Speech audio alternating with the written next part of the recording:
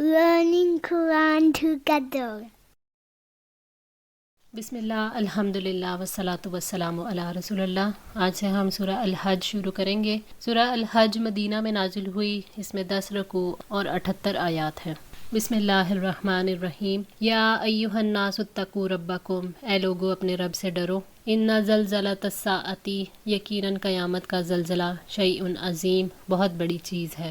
اللہ تعالیٰ نے سب لوگوں سے خطاب فرمایا ہے کہ وہ اپنے رب سے ڈریں، یعنی ایمان اور تقوی کے ذریعے اپنے رب کے عذاب سے ڈریں اور شرک اور نافرمانی چھوڑ دیں اور اپنی استطاعت کے مطابق اللہ تعالیٰ کی فرما برداری کریں۔ اللہ تعالیٰ نے تقوی اختیار کرنے کے لیے ان معاملات کا ذکر فرمایا جو تقوی کے حصول میں مدد دیتے ہیں اور جو ان لوگوں کو خوف دلاتے ہیں جو تقوی کو چھوڑ دیتے ہیں۔ قیامت کا زلزلہ، اس زلزلے سے ہر چیز فنا ہو جائے گی۔ یہ زلزلہ ایک لمحے میں بڑی تباہی لے آئے گا، اس لیے اسے عظیم چیز کہا ہے۔ فرمایا اذا زلزلت الارض زلزالها واخرجت الارض اثقالها، جب زمین پوری شدت سے ہلا دی جائے گی، اس کا سخت ہلایا جانا اور زمین اپنے سارے بوجھ باہر نکال دے گی۔ سورہ زلزال آیت 1 and 2۔ پھر فرمایا وَحُمِلَتِ الْأَرْضُ وَالْجِبَالُ فَدُكَّتَا دَكَّةً وَاحِدَةً فَيَوْمَئِذٍ وَقَعَتِ الْوَاقِعَةُ، اور زمین اور پہاڑوں کو اٹھایا جائے گا اور دونوں ٹکرا دیے جائیں گے، ایک ہی بار ٹکرا دینا تو اس دن واقع ہونے والی واقعہ ہو جائے گی۔ سورہ الحاقہ آیت 14 and 15۔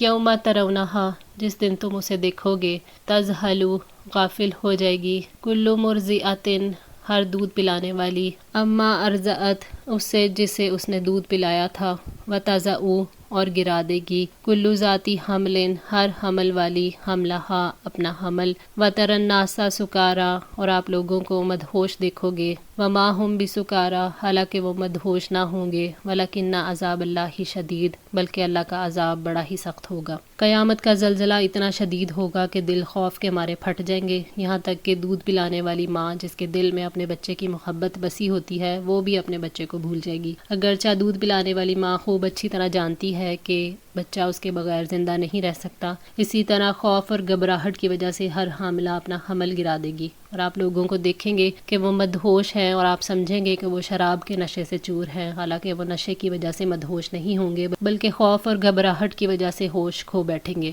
اللہ تعالیٰ کا غضب بھڑک اٹھے گا تو وہ دردناک عذاب دے گا، گھبراہٹ اور خوف سے آنکھیں پھٹی رہ جائیں گی، اس دن کوئی کسی کے بدلے میں کام نہیں آئے گا۔ وَيَوْمَ يَعَضُّ الظَّالِمُ عَلَىٰ يَدَيْهِ يَقُولُ يَا لَيْتَنِي اتَّخَذْتُ مَعَ الرَّسُولِ سَبِيلًا يَا وَيْلَتَىٰ لَيْتَنِي لَمْ أَتَّخِذْ فُلَانًا خَلِيلًا، اور جس دن ظالم اپنے ہاتھوں کو چبائے گا وہ کہے گا اے کاش کہ میں رسول کے ساتھ کا کچھ راستہ اختیار کرتا، ہائے میری بربادی، کاش میں فلاں شخص کو دلی دوست نہ بناتا۔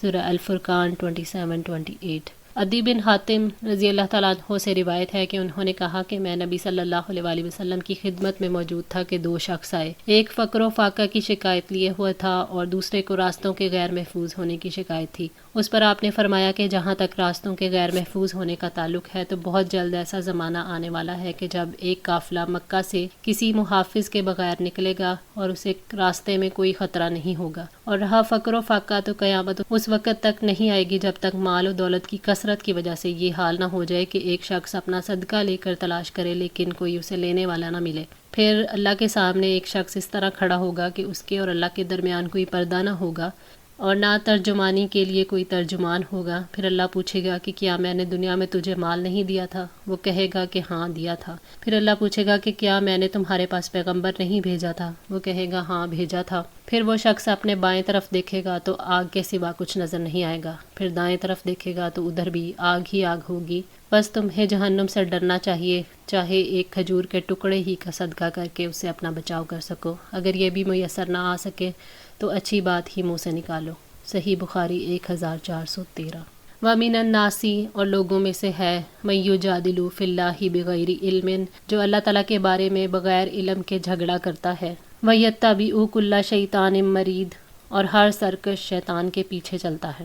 لوگ اللہ تعالیٰ کے بارے میں شیطان کی پیروی کرتے ہوئے جہالت سے جھگڑے کرتے ہیں کہ اللہ کی اولاد ہے، لوگ اس بارے میں جھگڑا کرتے ہیں کہ اللہ تعالیٰ دوبارہ پیدا کرنے پر قدرت نہیں رکھتا۔ تو جو لوگ اللہ تعالیٰ کی قدرت، اس کی کتابوں، موت کے بعد کی زندگی پر ایمان نہیں لاتے، وہ ہر بات میں سر کے شیطان کے نقش قدم پر ہیں۔ اللہ تعالیٰ نے ان کی مذمت کی ہے جو اللہ اور اس کے رسولوں سے دشمنی رکھتے ہیں اور اللہ اور اس کے رسول کی مخالفت کرتے ہیں۔ کتبہ علیہ اس کے لیے لکھ دیا گیا، انہ من تولاہ کہ جو بھی اسے دوست بنائے گا، فانہ یضلہ تو یقیناً وہ اسے گمراہ کر دے گا، ویہدیہ الی عذاب السعیر اور وہ رہنمائی کرے گا اس کی دوزخ کے عذاب کی طرف۔ یعنی اللہ تعالیٰ نے شیطان کے بارے میں یہ لکھ دیا ہے کہ جو اس کی پیروی کرے گا، اس کی تقلید کرے گا، وہ دنیا میں اسے حق کے راستے سے گمراہ کر دے گا اور آخرت میں ابلیس جہنم کا راستہ دکھائے گا۔ وہ انسان جو ایمان نہیں لاتا، جو اللہ کے بارے میں جھگڑتا ہے، شیطان کی پیروی کرتا ہے، جو خود بھی گمراہ ہوتا ہے اور لوگوں کو بھی گمراہ کرتا ہے، وہ ابلیس کا ساتھی ہے۔ حضرت ابو موسیٰ اشعری رضی اللہ تعالیٰ عنہ سے روایت ہے کہ نبی صلی اللہ علیہ وآلہ وسلم نے فرمایا، نیک اور برے دوست کی مثال مشک ساتھ رکھنے والے اور بھٹی دھونکنے والے کی سی ہے۔ جس کے پاس مشک ہے اور تم اس کی صحبت میں ہو، وہ اس میں سے یا تو تمہیں کچھ تحفے کے طور پر دے دے گا یا تم اس سے خرید سکو گے، یا کم از کم تم اس کی عمدہ خوشبو سے محظوظ ہو ہی سکو گے، اور بھٹی دھونکنے والا یا تو تمہارے کپڑے بھٹی کی آگ سے جلا دے گا یا تمہیں اس کے پاس سے ایک ناگوار بدبودار دھواں پہنچے گا۔ صحیح بخاری 5534۔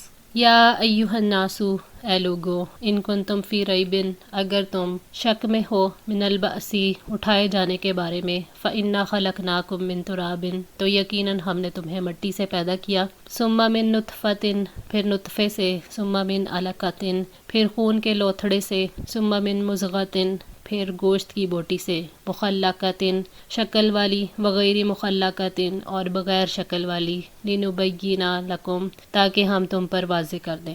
اللہ تعالیٰ نے روئے زمین کے تمام انسانوں کو مخاطب کر کے فرمایا کہ اگر تمہیں بعث اور حیات بعد الموت پر حیرت اور شک ہے، جبکہ تم پر لازم ہے کہ تم اپنے رب اور اس کے رسولوں کی تصدیق کرو، تو تمہارے لیے اللہ تعالیٰ کی قدرت میں زندگی بعد موت کی دلیل ہے۔ تمہارے دلوں میں شک کو زائل کرنے کے لیے عام زندگی میں مشاہدات کی مثالیں ہیں۔ پہلی دلیل انسان کی پیدائش کے آغاز سے لی گئی ہے، یعنی جس نے پہلی بار پیدا کیا وہ دوسری بار پیدا کرنے پر قادر ہے۔ فرمایا فَإِنَّا خَلَقْنَاكُم مِّن تُرَابٍ تو یقیناً ہم نے تمہیں مٹی سے پیدا کیا، یعنی انسانوں کے باپ آدم علیہ السلام کو مٹی سے پیدا کیا۔ ثُمَّ مِن نُطْفَةٍ پھر انسان کی نسل کا سلسلہ نطفے سے چلایا، یہ انسان کی پیدائش کا پہلا مرحلہ ہے جس کا عرصہ 40 دن کا ہے۔ ثم من علقۃ پھر خون کے لوتھڑے سے، یعنی دوسرے مرحلے میں نطفہ اللہ تعالیٰ کے حکم سے جمے ہوئے خون کے لوتھڑے میں بدل جاتا ہے۔ ثم من مضغۃ تیسرے مرحلے میں جمے ہوئے خون کا لوتھڑا بوٹی کی شکل اختیار کر لیتا ہے، جس کی کوئی شکل نہیں ہوتی، نہ اعضاء واضح ہوتے ہیں۔ اس عرصے میں 40 دن تک تبدیلیاں آتی رہتی ہیں۔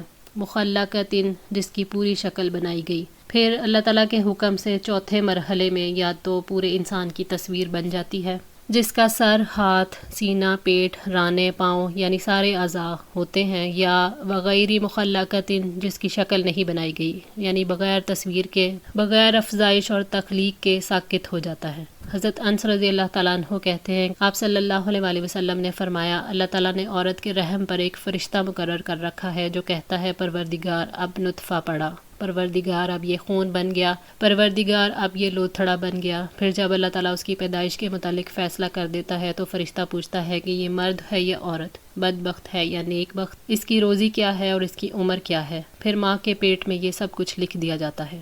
صحیح بخاری۔ اللہ تعالیٰ قدیر ہے اور کمال حکمت رکھتا ہے، چاہے تو ایک مرحلے میں تخلیق کو مکمل کر دے، وہ ان تمام مراحل سے گزار کر اپنی قدرت کا مشاہدہ کرواتا ہے اور ہم پر واضح فرماتا ہے کہ تمہاری تخلیق کی ابتدا کیسے ہوئی تھی۔ وَنُكِّرُ اور ہم ٹھہراتے ہیں فی الارحامی رحموں میں، مَا نَشَاءُ جس کو ہم چاہتے ہیں، اِلیٰ اَجَلٍ مُّسَمًّى ایک مقرر مدت تک، ثُمَّ نُخْرِجُكُمْ طِفْلًا پھر ہم تمہیں ایک بچے کی صورت نکال لاتے ہیں، ثُمَّ لِتَبْلُغُوا تاکہ تم پہنچ جاؤ، أَشُدَّكُمْ اپنی جوانی کو، یعنی اگر اسقاط نہ ہو تو حمل کی مدت تک، جب تک اللہ تعالیٰ چاہتا ہے بچے کو رحم میں رکھتا ہے، پھر اللہ تعالیٰ تمہیں تمہاری ماؤں کے رحموں سے باہر نکال دیتا ہے، یعنی ایسی حالت میں جب کہ نہ تمہیں کسی چیز کا علم ہوتا ہے، نہ کسی طرح کی کوئی قدرت ہوتی ہے، تمہاری ماؤں کی چھاتیوں سے تمہارے لیے رزق فراہم کرتا ہے تاکہ تم اپنی جوانی کو پہنچو۔ جب تمہاری عقل اور قوتیں کمال تک پہنچ جاتی ہیں، اللہ تعالیٰ کمزوری کی حالت سے رفتہ رفتہ مضبوط کرتا جاتا ہے، تمہارے ماں باپ کے دل میں تمہاری محبت ڈالتا ہے، تمہاری ماں دن رات تمہاری خیر خواہی کرتی ہے حتیٰ کہ تم پوری جوانی کو پہنچ جاتے ہو۔ وَمِنْكُمْ مَن يُتَوَفَّى اور تم میں سے کوئی ایسا ہے جس کو وفات دے دی جاتی ہے، وَمِنْكُمْ مَن يُرَدُّ إِلَىٰ أَرْذَلِ الْأُمُورِ اور تم میں سے کوئی ایسا ہے جسے بدترین عمر کی طرف لوٹا دیا جاتا ہے۔ یعنی اپنی جوانی کے بعد تم میں سے کوئی ردی عمر یعنی بڑھاپے تک پہنچ جاتا ہے جب اعضاء جواب دے جاتے ہیں لِكَيْ لَا يَعْلَمَ تاکہ وہ نہ جانے مِن بَعْدِ عِلْمٍ شَيْئًا جاننے کے بعد کچھ بھی، یعنی بڑھاپے میں جب عقل جاتی رہے، سوچ کی صلاحیت ختم ہو جائے، ہوش و حواس چلے جائیں اور بڑھاپے سے پہلے کی کوئی چیز یاد نہ رہے، تو ایسے میں تو کوئی عالم بھی جاہل بن جاتا ہے۔ فرمایا وَمَن نُعَمِّرْهُ نُنَكِّسْهُ فِي الْخَلْقِ أَفَلَا يَأْكِلُونَ، اور جس شخص کو ہم زیادہ عمر دیتے ہیں ہم اسے ساخت میں الٹ دیتے ہیں تو کیا وہ سمجھتے نہیں؟ سورہ یاسین 68۔ نبی صلی اللہ علیہ وآلہ وسلم نے ارذل العمر سے پناہ مانگی ہے۔ آپ دعا کیا کرتے تھے اللہم انی اعوذ بک من الجبن واعوذ بک ان ارد الی ارذل العمر واعوذ بک من فتنۃ الدنیا واعوذ بک من عذاب القبر۔ اے اللہ بزدلی سے میں تیری پناہ مانگتا ہوں اور اس سے تیری پناہ مانگتا ہوں کہ عمر کے سب سے ذلیل حصے یعنی بڑھاپے میں پہنچا دیا جاؤں، اور تیری پناہ مانگتا ہوں میں دنیا کے فتنوں سے، اور تیری پناہ مانگتا ہوں قبر کے عذاب سے۔ صحیح بخاری 2822۔ وَتَرَى الْأَرْضَ حَامِدَةً، اور آپ زمین کو مردہ دیکھتے ہیں۔ فَإِذَا أَنزَلْنَا عَلَيْهَا الْمَاءَ، پھر جب ہم اس پر پانی نازل کرتے ہیں، اہتزت، وہ تر و تازہ ہو جاتی ہے، وربت، اور ابھر آتی ہے، وَأَنبَتَت، اور وہ اگاتی ہے، من کل زوجن، ہر قسم کی بہیجن، خوش منظر نباتات۔ حیات بعد الموت کی دوسری دلیل بیان کی کہ اللہ تعالیٰ زمین کو اس کے مردہ ہو جانے کے بعد زندگی عطا کرتا ہے۔ آپ زمین کو خشک، بنجر، غیر آباد، اجاڑ اور مردہ دیکھتے ہو، پھر تمہاری آنکھوں کے سامنے زمین کو زندہ کیا جاتا ہے، اسی طرح تمہیں بھی زندہ کیا جائے گا۔ اللہ تعالیٰ کے حکم سے جب مردہ زمین پر بارش ہو جاتی ہے تو اس پر زندگی کے رنگ نمودار ہو جاتے ہیں۔ خشک ہونے کے بعد وہ خوب سرسبز اور بلند ہو جاتی ہے، اس پر طرح طرح کے پھول اگتے ہیں جن کے رنگ، خوشبو، ذائقے اور فائدے الگ الگ ہوتے ہیں، اور وہ ہر قسم کی نباتات اگا دیتی ہے جو دیکھنے والوں کو خوش کرتے ہیں۔ آج کے لیے اتنا ہی۔ دعا ہے اللہ تعالیٰ ہماری اس کوشش کو قبول فرمائے، ہماری غلطیوں کوتاہیوں کو معاف فرما کر ہماری اصلاح فرمائے۔ جزاکم اللہ خیر، والسلام علیکم ورحمۃ اللہ وبرکاتہ۔